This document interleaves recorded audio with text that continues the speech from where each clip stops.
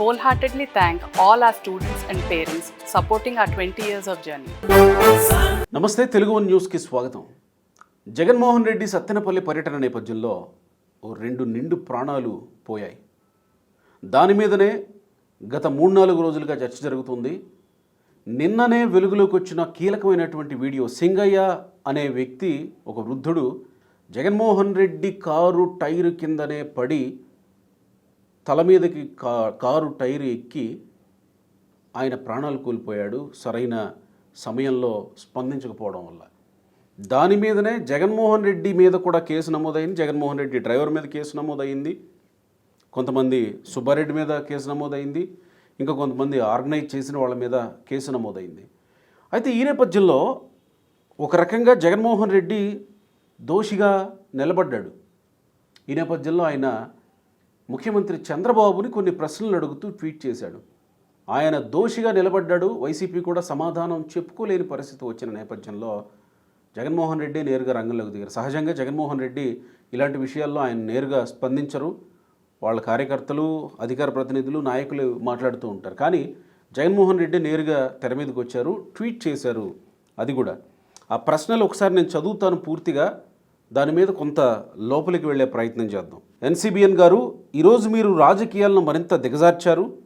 నేను అడుగుతున్న ఈ ప్రశ్నలకు సమాధానం చెప్పగలరా అంటూ ప్రశ్నలు. చంద్రబాబు గారు, అసలు నా పర్యటనకు మీరు ఎందుకు ఆంక్షలు పెట్టి ఎవరు రాకూడదని కట్టడి చేశారు? గతంలో మీరు కానీ మీ పవన్ కళ్యాణ్ కానీ తిరుగుతున్నప్పుడు మేము ఇలాంటి ఆంక్షలు ఎప్పుడైనా పెట్టామా? ప్రతిపక్ష నాయకుడిగా నేను మా కార్యకర్తల ఇంటికి వెళ్ళడం తప్ప? ప్రతిపక్ష నాయకుడిగా రైతుల తరపున వారికి సంఘీభావం తెలియజేయడానికి వెళ్ళడం తప్ప? ఒక మాజీ ముఖ్యమంత్రిగా Z+ సెక్యూరిటీ భద్రత ఉన్నది నాకు. అయినా మీకు గతంలో అయినా Z+ సెక్యూరిటీ భద్రత అన్నది నాకైనా మీకు గతంలో అయినా భవిష్యత్తులో అయినా ఆటోమేటిక్గా హక్కు కదా. మీకు బుద్ధి పుట్టినప్పుడు భద్రత ఇస్తాం, లేదంటే మూడు రానప్పుడు మేము Z+ కేటగిరీ సెక్యూరిటీని విత్డ్రా చేసుకుంటామనే అధికారం ఏ ప్రభుత్వానికైనా ఉంటుందా? అది మీకైనా నాకైనా. Z+ సెక్యూరిటీ ఉన్న ఒక మాజీ ముఖ్యమంత్రి ఎక్కడికైనా వెళుతున్నప్పుడు ఈ కార్యక్రమంపై తన కార్యాలయం ద్వారా ముందుగానే సమాచారం ఇస్తారు. అలా సమాచారం ఇచ్చిన తర్వాత ఏ ప్రభుత్వ పోలీసులైనా Z+ సెక్యూరిటీ ప్రోటోకాల్ ఫాలో అయ్యి ఆ మేరకు సెక్యూరిటీని ఆ మాజీ ముఖ్యమంత్రికి కల్పించాలి. ఇది మీకైనా నాకైనా ఒకటే. ఎవరి ప్రభుత్వం అధికారంలో ఉన్నా పాటించాల్సింది ప్రోటోకాల్.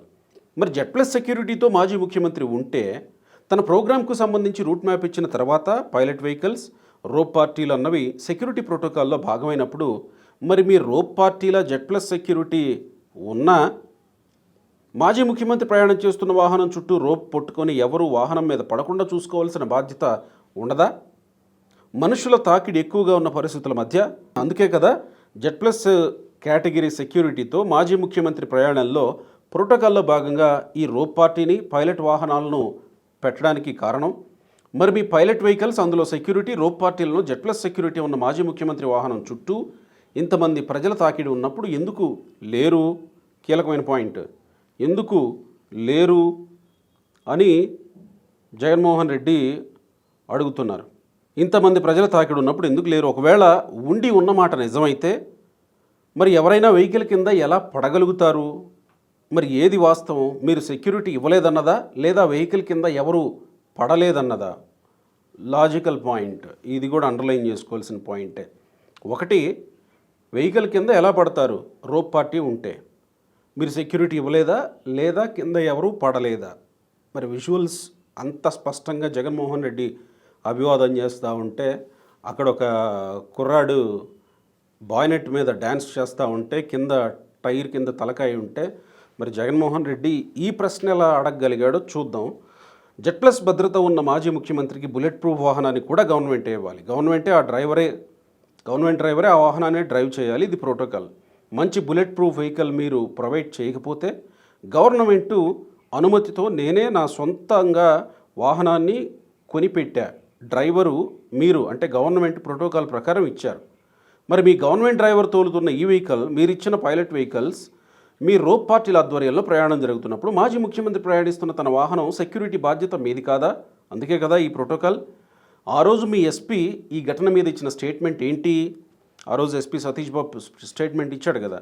మరి ఎందుకు ఈ టాపిక్ డైవర్షన్ రాజకీయాలు? ప్రతిపక్షంగా నేను ప్రెస్ మీట్ పెట్టి సుదీర్ఘంగా గతంలో మీరు ప్రజలకు ఇచ్చిన వాగ్దానాలు, హామీలపై మీరు చెప్పిన మాటలు, గతంలో మీరు ఇంటింటికి పంపిన బాండ్లను, మీ మేనిఫెస్టోను, మీ అబద్ధాలను, మీ మోసాలను బయటపెడితే మీ పాలనా వైఫల్యాలను రెడ్ బుక్ రాజ్యాంగం పేరుతో మీరు చేస్తున్న భయంకర పాలన గురించి ఎక్స్పోజ్ చేస్తే రాష్ట్రంలో విచ్చలవిడి అవినీతి, తద్వారా రాష్ట్ర ఖజానాకు మీ వల్ల జరిగిన నష్టాన్ని, అతలాకుతలమవుతున్న రైతులు, అక్కచెల్లెమ్మలు, పిల్లల బతుకులు, వీటన్నింటినీ నేను చెబితే వాటికి సమాధానం చెప్పలేక ప్రజల్లో మీ మీద ఉన్న వ్యతిరేకత, నా మీద ప్రేమను చూసి తట్టుకోలేక, ఇది కూడా అండర్లైన్ పాయింట్, ప్రజల్లో మీ మీద ఉన్న వ్యతిరేకత, నా మీద ప్రేమను చూసి తట్టుకోలేక మీరు దిగజారి డైవర్షన్ రాజకీయాలు మరింత దిగజారి చేయడం అత్యంత హేయకరం.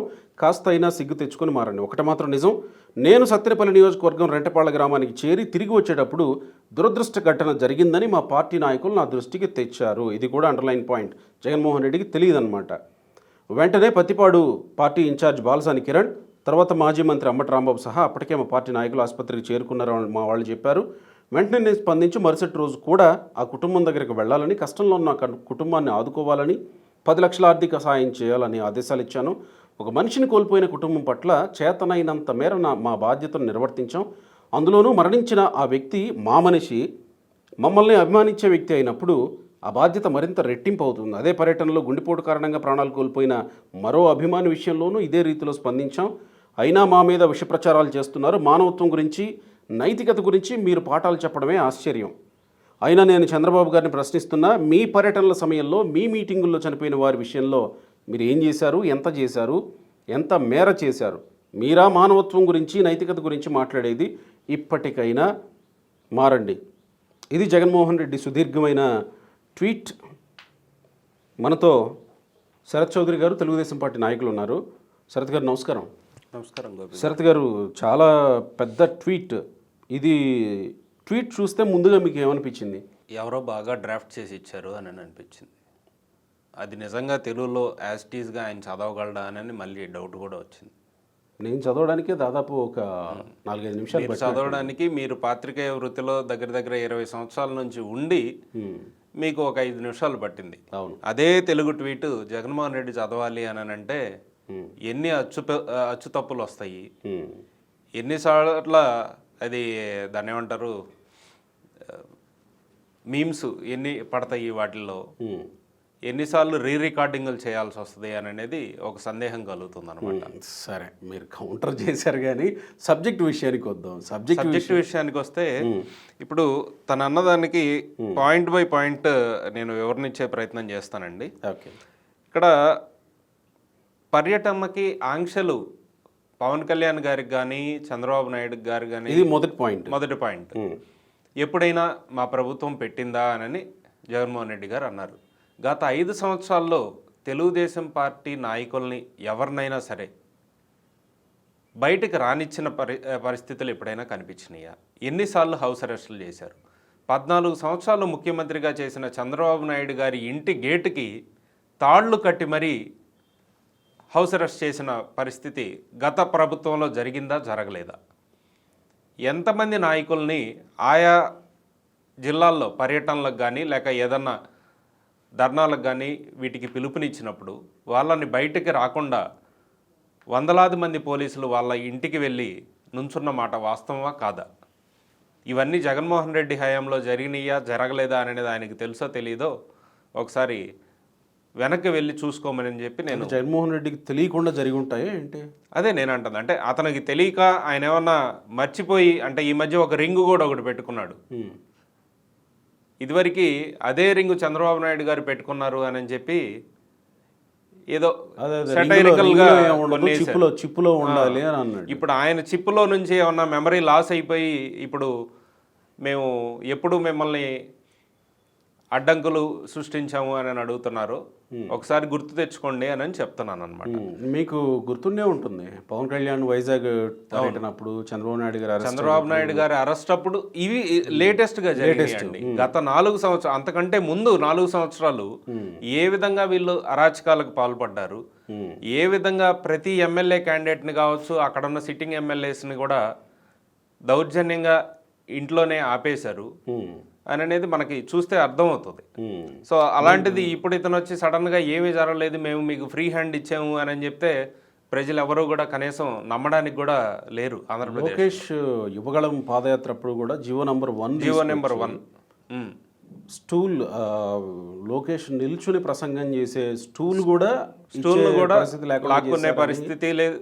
దాంతోపాటు పవర్ కట్ ఆ మీటింగ్స్లో ఇలాంటి ఎన్నో చూసాం మనం. మరి జగన్మోహన్ రెడ్డి ఇంత ధైర్యం ఎట్లా అనగలుగుతున్నాడు? మరి జగన్మోహన్ రెడ్డికి ఒక శాపం ఏదో ఉందండి. నిజం చెప్తే తల బద్దలైపోతుందని ఏమన్నా శాపం ఉందో ఏమో నాకు తెలియట్లేదు. కానీ ఈయన ఏ రోజు కూడా బయటకు వచ్చి ఒక నిజం మాట్లాడు, వాళ్ళ కార్యకర్తలు కూడా అలానే ఉంటారు అనుకో. పోనీ ఆ డ్రాఫ్ట్ చేసిన వ్యక్తులైనా ఇది చూస్తే నవ్వుతారేమో. 5 ఏళ్ళు ముఖ్యమంత్రిగా చేసిన నాయకుడు ఇలా బహిరంగంగా అందరూ చూసేటువంటి ట్వీట్లో ఇలాంటి అబద్ధాలు మాట్లాడితే నవ్వుతారేమో జనాలు అని డ్రాఫ్ట్ చేసే వాళ్ళైనా అనుకోరా? డ్రాఫ్ట్ చేసే వాళ్ళకి ట్వీట్ కూడా ఇతను పెట్టడు కదా. ట్వీట్ కూడా అతని ఓఎస్డీసో ఎవరో ఒకరు ఉంటారు. డ్రాఫ్ట్ ఒకరు చేస్తారు, ట్వీట్ కూడా ఇతని పర్సనల్ అసిస్టెంట్ ఎవరో పెడతారు. ఈయన మొత్తం చదివి పెట్టాలంటే అది కుదరదు. అది నేను మీకు ఆల్రెడీ ముందు చెప్పాను కదా, అట్లానే ఉంటుంది. ఇక ప్రతిపక్ష నాయకుడిగా నేను మా కార్యకర్తల ఇంటికి వెళ్ళడం తప్ప, ప్రతిపక్ష నాయకుడిగా రైతుల తరపున వారికి సంఘీభావం తెలియజేయడం వెళ్ళడం తప్ప, ఒక మాజీ ముఖ్యమంత్రిగా జెడ్+ సెక్యూరిటీ భద్రత అన్నది నాకైనా మీకు గతంలో అయినా భవిష్యత్తులో అయినా ఆటోమేటిక్గా హక్కు కదా. మీకు బుద్ధి పెట్టినప్పుడు ఇస్తాం, లేదంటే ఇవ్వం, విత్డ్రా చేసుకుంటాం అనే అధికారం ఏ ప్రభుత్వానికైనా ఉంటుందా? అది మీకైనా నాకైనా. దీని గురించి చెప్తానండి. ఫస్ట్ ప్రతిపక్ష నాయకుడిగా నేను మా కార్యకర్తలని పరామర్శించడం తప్ప అని అంటున్నారు. ప్రతిపక్ష నాయకుడని ఇతను అనుకుంటే సరిపోదు. అతనికి ప్రజలు ప్రతిపక్ష నాయకుడి హోదా కూడా ఇవ్వలేదు ఇప్పుడు వరకు. తనకున్న సీట్లు 11. అతను ఎవరి దగ్గరికి వెళ్తున్నాడు ఈ మధ్య కాలంలో పరామర్శించడానికి? ఒక గంజాయి బ్యాచ్, అంటే రౌడీ షీటర్లు చెప్తాను వరుసగా. గంజాయి బ్యాచ్ దగ్గరికి, రౌడీ షీటర్లని పరామర్శించడానికి, వాళ్ళని పోలీసులు ఎవరన్నా ఏదన్నా కొడితే వాళ్ళని పరామర్శించడానికి వెళ్తున్నాడు. సరే, రైతుల దగ్గరికి వెళ్ళినప్పుడు ఏది చెత్త వేషాలు లేకుండా ప్రాపర్గా వెళ్ళి వాళ్ళని పలకరించి పరామర్శించి వెనక్కి వస్తున్నాడా అని అంటే అది లేదు. రౌడీ మోకల్ని ఒక వందలాది మందిని తీసుకెళ్ళి గుంటూరు మిర్చి యార్డ్కి వెళ్ళాడు. మిర్చి బస్తాలు ఏ విధంగా తొక్కి చిన్నాభిన్నం చేశారు అని అనేది చూసాం. మిర్చి కూడా ఎత్తుకుపోయారు, మిర్చి కూడా ఎత్తుకెళ్ళారు. పొగాకు వెళ్ళారు, పొగాకు దగ్గరికి వెళ్ళిపోయి ఆ పొగాకు అప్పటికప్పుడు మొత్తం కట్టి పైన పెడితే వాటన్నిటి మీద నడుచుకుంటూ డ్యాన్సులు వేసుకుంటూ ఎలా వెళ్ళారు అని అనేది మనం చూసాం. దాంతోపాటుగా ఇతని కాన్వాయ్లోని కొన్ని మారణాయుధాలు కనిపించడం, రాళ్ళు కావచ్చు, చెప్పులు కావచ్చు, కర్రలు కావచ్చు, ఇవన్నీ తీసుకొని పరామర్శకు కానీ దేనికైనా వెళ్తారండి ఎవరైనా? ఒక ముఖ్యమంత్రి స్థాయిలో 5 సంవత్సరాలు పనిచేసిన ఒక వ్యక్తి ఎంత బాధ్యతగా వ్యవహరించాలి ఏదన్నా ప్రదేశానికి వెళ్ళేటప్పుడు? అలాంటిది ఒక రౌడీ మోకల్ని వేసుకొని అక్కడ ఒక భయానకరమైన వాతావరణాన్ని సృష్టించే విధంగా అక్కడికి వెళ్ళి పరామర్శ కంటే ముందు వీళ్ళ హడావుడి ఎక్కువైపోతుంది. అది ఎలాంటి విషయాలకు పరామర్శకు వెళ్తున్నారు? అప్పటికే గవర్నమెంట్ ఒక డెసిషన్ తీసుకున్న దానికి వెళ్తాడు. ఆ తర్వాత మళ్ళీ ఇదిగో నేను అక్కడికి వెళ్ళాను కాబట్టి వీళ్ళు ఇచ్చారు అని అంటారు.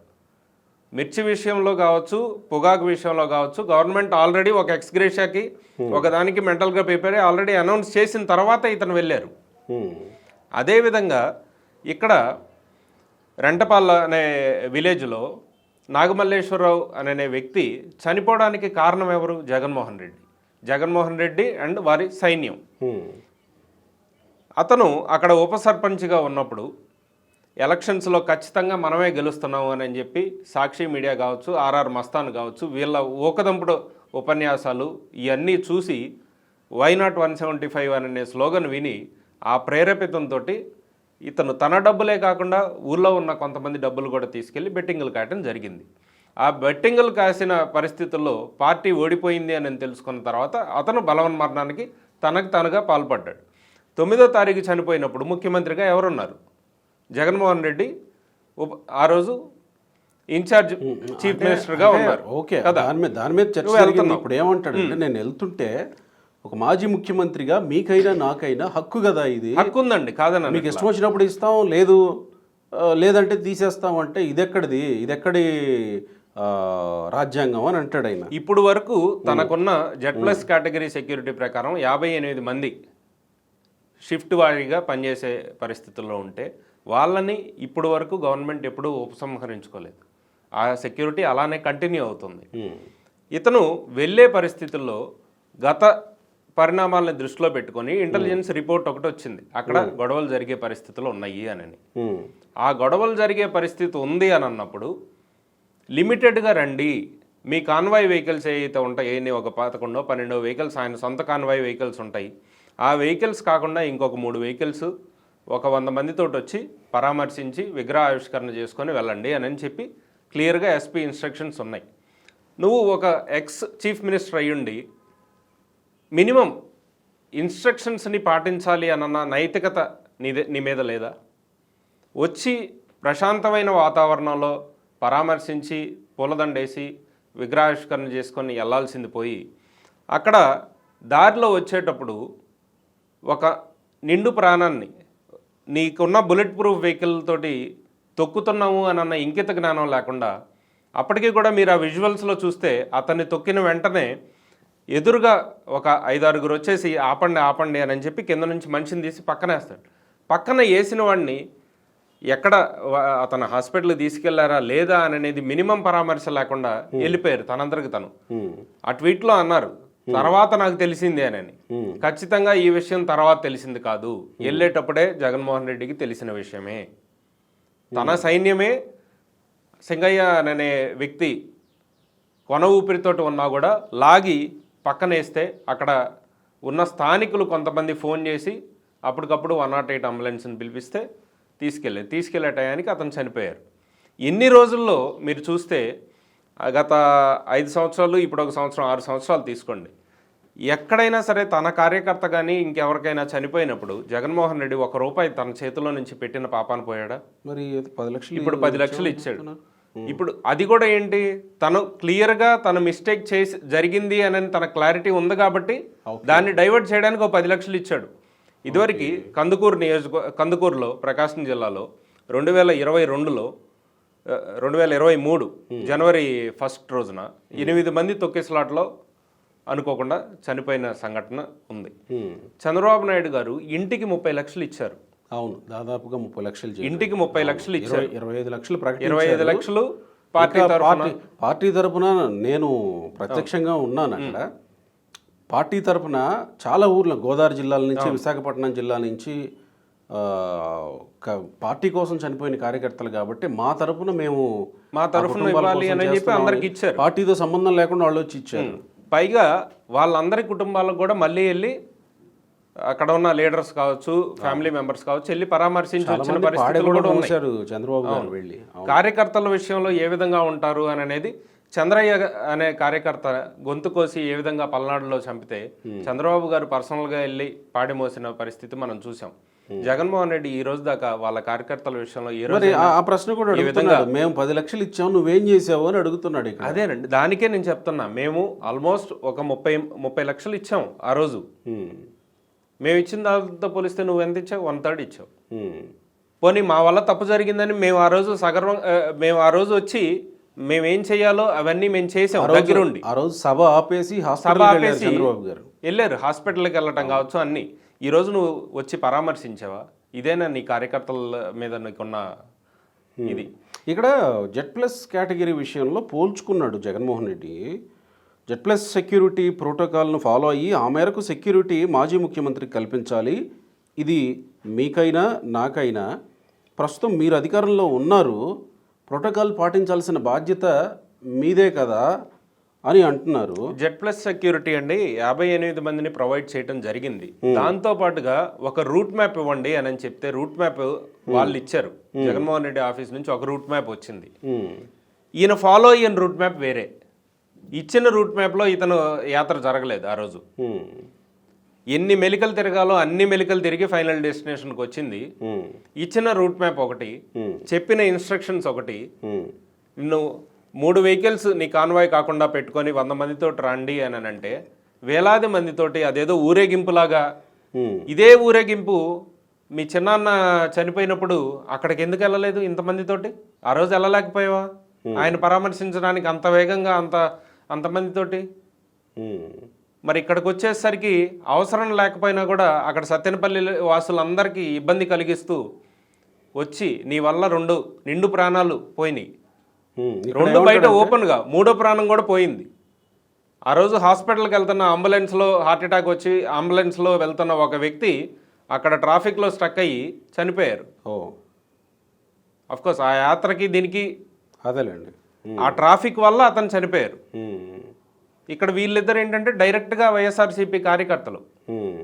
అయితే ఏమంటాడంటే, మరి జెడ్ ప్లస్ సెక్యూరిటీతో మాజీ ముఖ్యమంత్రి ఉంటే తన ప్రోగ్రాంకు సంబంధించి రూట్ మ్యాప్ ఇచ్చిన తర్వాత పైలట్ వెహికల్స్, రోప్ పార్టీలు అన్నవి సెక్యూరిటీ ప్రోటోకాల్లో భాగమైనప్పుడు మరి మీ రోప్ పార్టీలు, జెడ్ ప్లస్ సెక్యూరిటీ ఉన్న మాజీ ముఖ్యమంత్రి ప్రయాణం చేస్తున్న వాహనం చుట్టూ రోప్ పట్టుకుని ఎవరు వాహనం మీద పడకుండా చూసుకోవాల్సిన బాధ్యత ఉండదా? మనుషుల తాకిడి ఎక్కువ ఉన్న పరిస్థితుల మధ్య. అందుకే కదా జెడ్ ప్లస్ కేటగిరీ సెక్యూరిటీతో మాజీ ముఖ్యమంత్రి ప్రయాణంలో ప్రోటోకాల్లో భాగంగా ఈ రోప్ పార్టీని పైలట్ వాహనాలను పెట్టడానికి కారణం.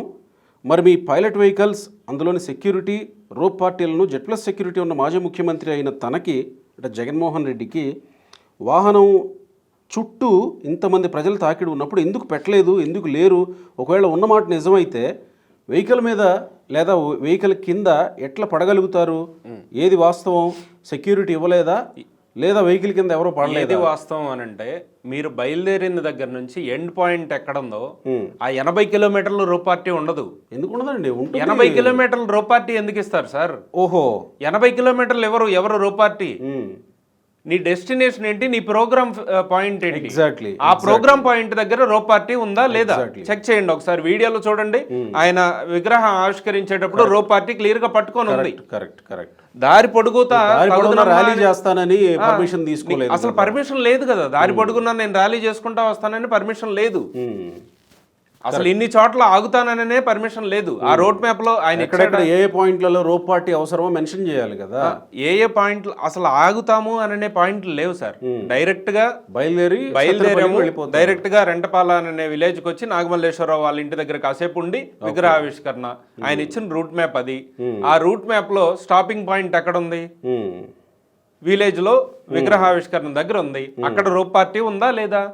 రోప్ పార్టీ ఉంది క్లియర్ గా. ఇక్కడ నీకు ఇంకా బయలుదేరిన దగ్గర నుంచి గుంటూరు, సత్తెనపల్లి బస్ స్టాండ్ వీధి మొత్తం ఇంకా రెంటపాల విలేజ్ దాకా 80 కిలోమీటర్లు ఎంతమంది రోప్ పార్టీ పట్టుకోవాలండి? మీకు ఇచ్చిన దాని ప్రకారం మీకు ఇచ్చిన జెడ్ ప్లస్ కేటగిరీ అమలు జరిగింది. దాంతో పాటుగా అక్కడ విగ్రహావిష్కరణ దగ్గర రోప్ పార్టీ కూడా 80 కిలోమీటర్ల పాటు రోప్ పార్టీ ఉండాలంటే ఇక పాటు పోలీసులు పరిగెత్తాలి. కంప్లీట్ గా మిస్లీడింగ్. జగన్మోహన్ రెడ్డి ఈ ట్వీట్ కంప్లీట్ గా మిస్లీడింగ్. రోప్ పార్టీ అనేది నువ్వు ఎక్కడైతే ఫైనల్ డెస్టినేషన్ లో మీటింగ్ పెడుతున్నారో కంట్రోల్ అయ్యే పరిస్థితి కనపడుతుందా? అక్కడ ఆ జనాలు కంట్రోల్ అవ్వరు సార్. ఎందుకంటే ఆ కార్యకర్తలకి వాళ్ళలో కొంతమంది ముందే తాగి వచ్చినట్లుగా ఉన్నారు. ఇప్పుడు చంద్రబాబు నాయుడు గారిదే తీసుకోండి. చంద్రబాబు నాయుడు గారి, లోకేష్ గారు కానీ ఎక్కడైనా ఒక మీటింగ్ పెడుతున్నారు అని అంటే తెలుగుదేశం పార్టీ కార్యకర్తలే దగ్గర ఒక 1000-2000 మంది వాలంటీర్లుగా ఐడి కార్డులతో సహా అక్కడ నుంచుంటారు వాళ్ళ ప్రొటెక్షన్ కోసం.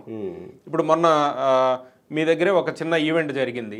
ఎంత ఆర్గనైజ్డ్ గా జరిగింది అంటే ఇప్పుడు ప్రభుత్వంలో ఉన్నారు కాబట్టి ఇది ఎక్కడైనా ప్రతిపక్షంలో ఉన్నా కూడా ఈయన జీవో నెంబర్ 1 తీసుకొని వచ్చిన తర్వాత ఎన్ని సభలు జరిగినాయి? ఆయన సిద్ధం సభలు జరిగినాయి. దాంతో పాటుగా ప్యారలల్ గా బాదుడే సభలు చంద్రబాబు నాయుడు గారు పెట్టారు. ఇదేం కర్మ మన ఈ రెండిట్లో ఎంత ఆర్గనైజ్డ్ గా వాలంటీర్స్ నుంచొని బాబు గారిని కాపాడుకున్నారు. ఇన్ని సంవత్సరాల్లో ఎప్పుడైనా చంద్రబాబు నాయుడు గారి వెహికల్ ఎవరైనా పైకెక్కి నుంచోగలిగారా? లేదు కదా. జగన్మోహన్ రెడ్డి గారి వెహికల్ చూస్తే మొన్న వాడెవడో ఒకడు పైకి నుంచొని ప్లే కార్డు చూపిస్తుంటాడు ఆ బాయ్నెట్ మీద ఎక్కి. అది సెక్యూరిటీ ల్యాబ్స్ అని అనడానికి లేదు. ఎందుకంటే నువ్వు అసలు ఆ పాయింట్లో నేను ఇక్కడ ఆగుతాను అని నువ్వు అసలు ముందు ఎవరికి చెప్పలేదు. నీ డెస్టినేషన్ పాయింట్లో సెక్యూరిటీ ల్యాబ్స్ అయితే అది government failure, no doubt. But అక్కడక్కడ కూడా ప్రాబ్లం జరగల. లేనిది సడన్ గా తీసుకొచ్చి నీ పాటికి నువ్వు ఊరేగింపుగా వెళ్ళటం వల్ల జరిగిన ఒక ప్రాబ్లం ఇది. అంటే ఇది ఏమన్నా వ్యూహమా?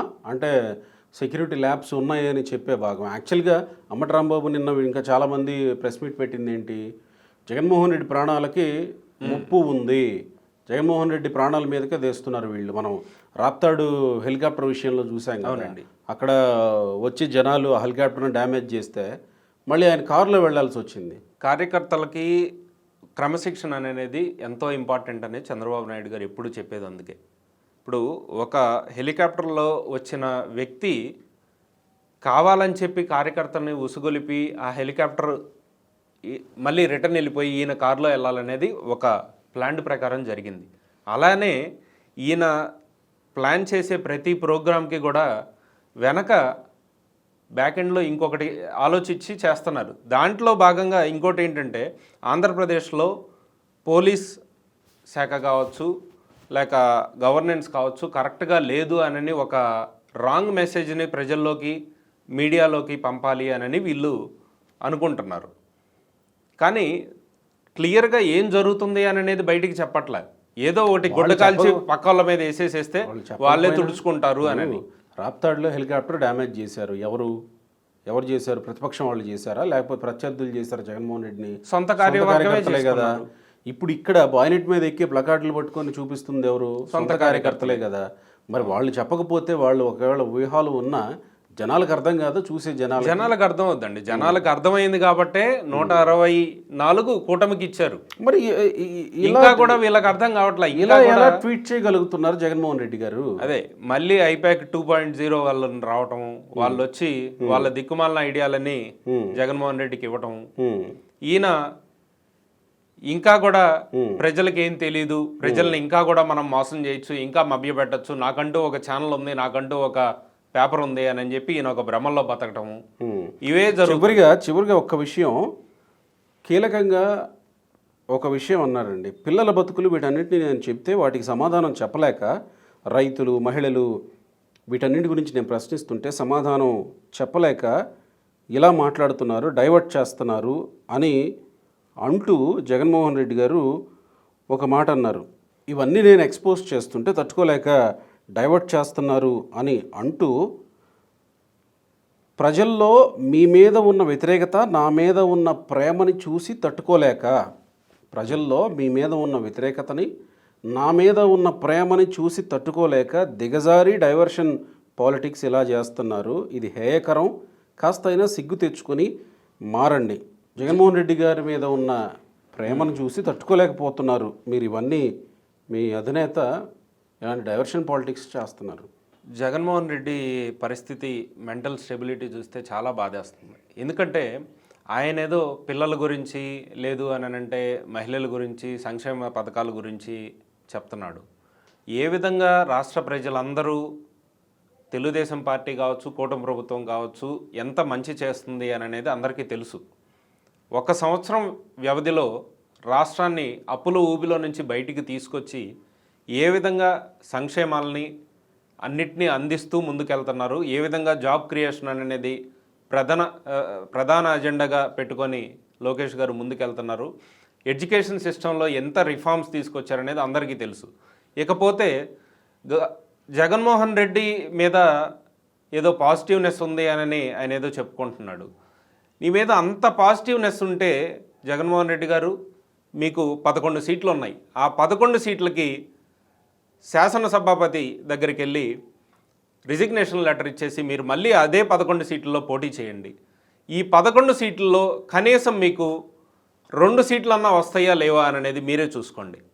ఆ తర్వాత మీకు ఎంత పాజిటివిటీ ఉంది అనేది, ప్రజల్లో ఏ విధంగా మీకు పలుకుబడి ఉంది అనేది, ప్రజలు ఏ విధంగా మిమ్మల్ని రావాలని అనుకుంటున్నారనేది మీకే అర్థమవుతుంది. ఈ పాటికే ప్రజలందరూ విస్తుపోయినారు. ఎప్పుడైతే ఈ మధ్య జరుగుతున్న సిరీస్ ఆఫ్ ఈవెంట్స్ కొన్ని తీసుకుంటే, అమరావతి రైతుల్ని, ఆడబిడ్డలందరినీ దూషణలు చేయటం కావచ్చు, లేదు అని అంటే హేళనగా మాట్లాడటం కావచ్చు, ఇవన్నీ చూస్తుంటే రాష్ట్రంలో ఉన్న ప్రతి పౌరుడు 1కి 2 సార్లు ఆలోచించుకుంటున్నారు. ఈయన ఈసారి ఓడిపోవటం బట్టి రాష్ట్రం బాగుపడింది, లేదు అని అంటే ఈ పాటికి మొత్తం ఇక బీహార్ కంటే ఘోరంగా తయారైపోయేది అని చెప్పి ప్రజలందరూ చర్చించుకుంటున్నారు. అంత కాన్ఫిడెంట్గా ఈ 1 ఇయర్లో మా మీద పెరిగిన ప్రేమ, మీ మీద పెరిగిన వ్యతిరేకత కాబట్టి మమ్మల్ని డైవర్ట్ చేస్తున్నారు, ప్రజలను డైవర్ట్ చేస్తున్నారు అంటుంటే సార్, మీరు- ప్రజల్ని మీరు డైవర్ట్ రాజీనామా చేయాల్సిన చేసి అవసరమే గెలవండి, లేదు. మీరు రాజీనామా చేసి గెలవండి అని మీరు సవాల్ చేస్తా ఉన్నారు. ప్రజల్ని డైవర్ట్ చేయాల్సిన అవసరం లేదు సార్. ఎందుకు డైవర్ట్ చేయాలి? మేము రోడ్లు వేసినందుకు డైవర్ట్లు చేయాలా? లేదు, మేము ఉద్యోగాలు సృష్టిస్తున్నందుకు కంపెనీలను తీసుకొస్తున్నామని డైవర్ట్ చేయాలా ప్రజల్ని? లేదు, తల్లికి వందనం అని చెప్పి మేము అందరికీ, ప్రతి తల్లికి మేము చెప్పినట్లుగా 15,000 వేసినందుకు మేమేమన్నా డైవర్ట్ చేయాలా? మిగిలిన వాళ్ళకు కూడా ఆడబిడ్డలందరికీ 1,500 ఇవ్వటం, దాని విషయంలో కూడా P4 అనే కాన్సెప్ట్ని తీసుకొస్తున్నందుకు డైవర్ట్ చేయాలా? లేదు, ఆగస్టు 15వ తారీఖు నుంచి ఉచితంగా మహిళలకి ఫ్రీ బస్ ఇస్తున్నందుకు డైవర్ట్ చేయాలా? 140 హామీలు ఇచ్చిన దాంట్లో నుంచి ఇప్పటికే 85%, 122 హామీలు నెరవేర్చినందుకు మేము డైవర్ట్ చేయాలా? మాకేం అవసరం డైవర్ట్ చేయడానికి? నువ్వు కనీసం శాసనసభకి వచ్చి మాట్లాడే పరిస్థితి కూడా లేదు. ఈ రోజు దాకా ఇన్ని సమావేశాలు జరిగితే ఒక్కరోజు కూడా శాసనసభకి రాకుండా దొంగచాటుగా వచ్చి సంతకాలు పెట్టేసి వెళ్ళిపోయి ఈరోజు మేము డైవర్ట్ చేస్తున్నాము, నీ మీద ప్రజలకు ప్రేమ ఉంది అని అంటే ఎట్లాగా? అంటే ప్రజలకు ప్రేమ ఉందంటే ఎలక్షన్లే కొలమానం, అంతేగా? ఖచ్చితంగా జనాలు రావడం కొలమానం అవ్వదు. ఎందుకంటే జగన్మోహన్ రెడ్డి సిద్ధం సభలకు చూసాం జనాలు ఎట్లా వచ్చారో. కట్ చేస్తే 11 సీట్లకు పరిమితం అయ్యారు వైసీపీ. సో ఎలక్షన్లే కొలమానం. ఒకవేళ జగన్మోహన్ నిజంగా నీ మీద ప్రేమ ఉంది అని నువ్వు నిజంగా విశ్వసిస్తే ప్రశాంతంగా వచ్చి రాజీనామా చేసేసాయి. 6 నెలల్లో ఎలక్షన్స్ వస్తాయి. ఆ తర్వాత నీ మీద ఎంత ప్రేమ ఉందనేది అర్థం అవుద్ది. ఆ తర్వాత నువ్వు ఇక్కడ ఉంటావా, లేదు అంటే మళ్ళీ లండన్ పోయి బిల్లలు మింగుతావా అనేది నీ ఇష్టం. ఇంకా మీరు ఇంత సీరియస్గా కామెంట్ చేశారు. నిజంగా ఒకవేళ వైసీపీ రాజీనామా చేస్తే ఆ 11 సీట్లు మళ్ళీ గెలవరా అండి? ఏ విధంగా గెలుస్తారండి? అంటే ఈ గత 5 సంవత్సరాలు ఏం చేశారు అంటే జస్ట్ ఊరికే అవుట్ ఆఫ్ ద బాక్స్ నేను వెళ్ళి అడుగుతున్నా. ఈ మధ్యకాలంలో కొన్ని సర్వేలు వచ్చాయి, ఈ ఎమ్మెల్యేల మీద వ్యతిరేకతలు ఇవన్నీ వింటా ఉన్నారు కదా. జగన్మోహన్ రెడ్డి వైపు చూడరా జనాలు? మరి సార్, ఈ మధ్యకాలంలో సర్వేలు ఒకరు ఇద్దరు జగన్మోహన్ రెడ్డి దగ్గర ఇదివరకు ప్యాకేజ్ తీసుకున్న వాళ్ళు చేస్తే దాన్ని మనం కొలమానంగా తీసుకోవడానికి వీల్లేదండి. గత 5 సంవత్సరాలు జగన్మోహన్ రెడ్డి ఏ విధంగా పరిపాలించాడు అనేది చూశారు ప్రజలు. ఈ 1 ఇయర్లో ఈ 1 ఇయర్లో, అది కూడా ఈ 2 మంత్స్లో, గత 2 నెలల్లో జగన్మోహన్ రెడ్డి ఏ విధంగా మాట్లాడుతున్నాడు, అతని నాయకులు అతనితో పాటు ఉండే నాయకులు ఏ విధంగా మాట్లాడుతున్నారు. ఆయన ఇప్పుడు కూడా క్లియర్గా అమరావతి మీద ఒక స్టాండ్లో ఉన్నాడు. అమరావతి మహిళలందరినీ ఒక విధంగా అవమానించాడు. సజ్జల రామకృష్ణారెడ్డి ఇంకో విధంగా అవమానించాడు. ఇక్కడ చూస్తే యువతకి ఏ విధంగా ప్రభుత్వం వల్ల మేలు జరుగుతుందనేది అంతా అర్థమవుతుంది. ఇన్ని తెలిసిన తర్వాత ప్రజలు అతనికి ఒకే ఒక నెంబర్ తోటి బుద్ధి చెప్తారు. ఈసారి 2 డిజిట్ నెంబర్ కూడా రాదు, తనకి సింగిల్ డిజిటే వస్తుంది. Right sir, thank you.